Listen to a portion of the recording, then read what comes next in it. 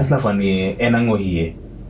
Aparo ni Hustler Fund ni waduto wang'eyo ni ndalo campaign chama mar kata manilo ni Kenya Kwanza ne ochiwo singo kane gitimo campaign ni gibiro kelo Hustler Fund kendo ne gidhi kete bilion 50 mar konyo jogo machandre ohala matindo mana swekra mane giluongo ni hustlers.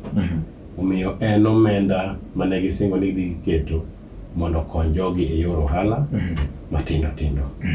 Omiyo mane kaka nochako. But aparo ni gima notimore nyoro ker nolando ni migawo mokwongo mar Hustler Fund nobedo launched kendo nodhi bedo tieng' ding'wen.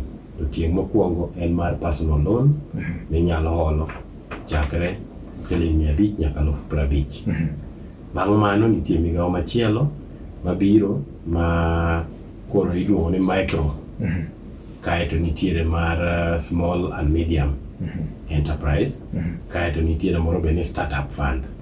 So gin staggered, gidhi biro bang' Ekidije mopogore opogore. Okay. Mane momiyo mana mokwongo.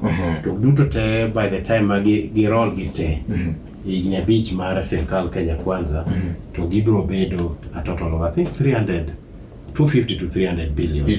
Kalore gi jogo kata weg bengi mamoko kata partners mamoko bende kadonje bende kele omenda. Omiyo mane gima Hustler Fund ni en o target jago man piny makamoro kata uwezo fund kata funds mamoko mwasebedo go ka ne ok ginyal chopi. Koro kelnegi fund ma uyudi e dhodi ka. Form idhi jaz office onge. Ijaz e simbi ka. Kaeto koro kise filo form no tinyalo yude. Tiene na digital application fund. Machalo moko mwatimo mapile mwinyo nitie Tala, nitie Branch. Gima moko go. Kamano. Ero kamano. Koro bet chal gima kopogore gima moko go. Opogore nikech atamalo mare ni piny. Yana atamalo 8%. Ma ok diyude moko gi te. Kidhi e loan, kaw loan e bank, yana atamalo 13 katin. Moko dhi malo maingo kanyo. Kidhi ir Shylock yana atamalo 30 kata 20. Kamoro e dwe. Kidhi e Fuliza kata Tala ginigi gina atamalo ma king go kwan maber. Yana 15 kata 20 katin.